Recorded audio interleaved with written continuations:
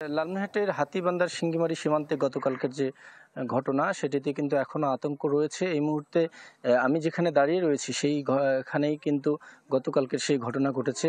কয়েকটি video clip কিন্তু সামাজিক যোগাযোগ মাধ্যমে ছড়িয়েছে। সেখানে আমরা দেখছিলাম যে বিএসএফ ৪ জন জওয়ান তারা কিন্তু বাংলাদেশে প্রবেশ করে বাংলাদেশ গ্রামবাসী যারা তাদের উপর গুলি ছোড়ে এবং হামলা করে। এক পর্যায়ে কিন্তু আতঙ্ক ছড়িয়ে পড়ে। পরে গুলিবিদ্ধ যে আলতাফ হোসেন তাকে কিন্তু স্থানীয়রা উদ্ধার করে রংপুরে নিয়ে যায় এবং এর পাশাপাশি এই পরপর যে বিএসএফ জওয়ানরা গুলি ছোড়ে সেখানে কিন্তু আরও ২ জন আলতাফ সহ আরও ২ জন আহত হয় এবং তারা কিন্তু বিভিন্নভাবে চিকিৎসা নিয়েছেন। আলতাফের যে খবর আমরা সর্বশেষ পেয়েছি, তারা রংপুরের বেসরকারি হাসপাতালে তারা চিকিৎসা নিয়েছেন। এখন কিন্তু আমি যে জায়গায় দাঁড়িয়ে রয়েছি এখানে কিন্তু বিজিবি এবং বিএসএফ পর্যায়ে ঊর্ধ্বতন কর্মকর্তা পর্যায়ে এখন বৈঠক চলছে সেই সীমান্ত লাগোয়া স্থানে। এখানে বিজিবির ঊর্ধ্বতন কর্তারা এসেছেন, বিএসএফের ঊর্ধ্বতন কর্তারা এসেছেন। তারা কিন্তু গতকালকের যে ঘটনা সেটি নিয়ে বিজিবি প্রতিবাদ জানিয়েছে এবং তারা সেখানে কথা বলছেন। হয়তোবা এই বৈঠক শেষ হলে জানা যাবে কি সিদ্ধান্ত হলো।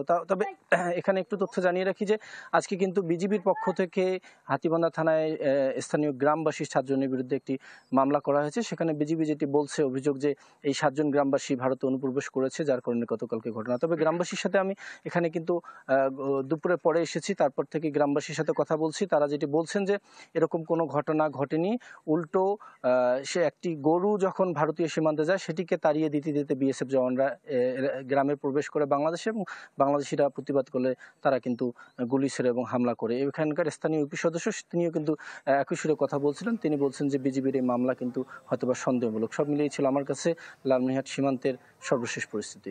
মাহফুজ, ধন্যবাদ আপনাকে। দর্শক, লালমনিরহাট সীমান্তের খবর জানাচ্ছিলাম।